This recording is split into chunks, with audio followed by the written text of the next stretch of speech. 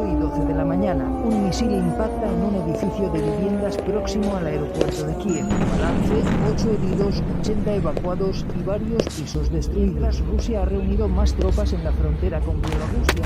Son las primeras imágenes de Kiev esta mañana tras una dura noche de enfrentamientos en las calles de a estas horas en el tercer día de guerra. Según el gobierno de Zelensky, hay casi 200 ucranianos fallecidos, más de 1000 heridos. Las tropas rusas han invadido Ucrania por tierra, mar y aire. Fuerzas ucranianas resisten como decenas de muertos militares, pero también civiles en unos bombardeos que a menudo han golpeado.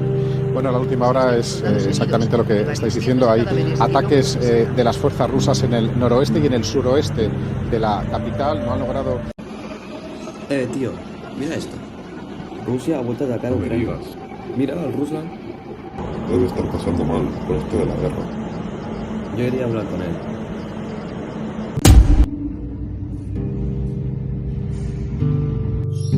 Ruslan, ¿dónde vas? No hagas tonterías.